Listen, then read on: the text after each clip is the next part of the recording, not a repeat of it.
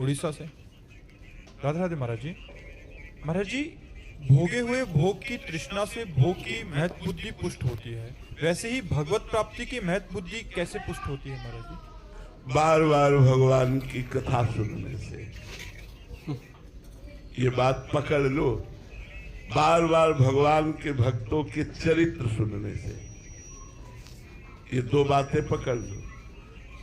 जब हम बार बार भगवान की चर्चा सुनते हैं तो हमारी आसक्ति होने लगती है भगवान में।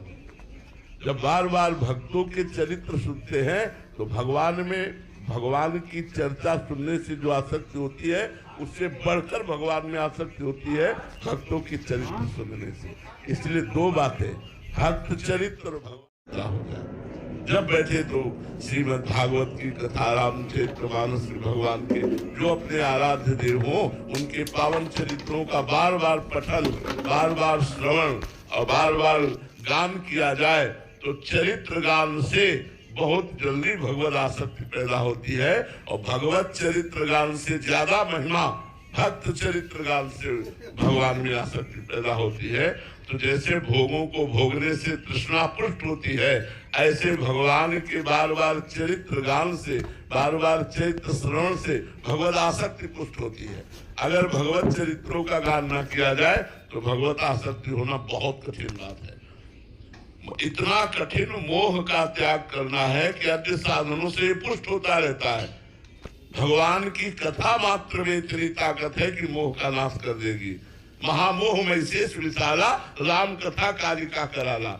ये विशाल महिषासुर है मोह, इसको मारने के लिए राम कथा जो है ये कालिका कराल स्वरूप है। इसलिए भगवान की कथा जब हम गान करते, श्रवण करते हैं तो हमारे मोह का नाश हो जाता है। और मोह गए बिनु राम पद होई न दृढ़ अनुराग। राम कथा, भगवान की कथा, कृष्ण कथा, भक्त कथा, ये हमें भगवत आसक्ति प्रदान करती है। इसलिए जिसको ये रहस्य पता चल गया वो अपने जीवन में दो बातें पकड़ लेता है, एक तो भगवान का नाम और दूसरा भगवान और भक्तों के चरित्र सुनना। बस इतने से हो जाएगा। दो बातें पकड़ ले, इसी में प्रेम हो जाएगा।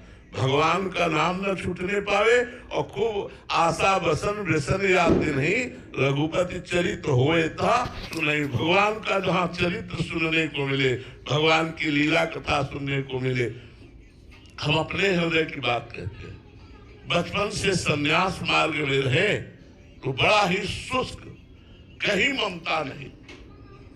13 वर्ष की अवस्था से घर से निकले तो ममता शून्यता ही तो घर से निकालती है।